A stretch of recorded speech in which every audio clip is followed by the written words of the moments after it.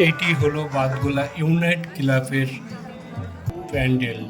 প্যান্ডেলটি এত সুন্দরভাবে ডেকোরেশন করেছে যে পুরো বাঁশ দিয়ে তৈরি প্যান্ডেলটি।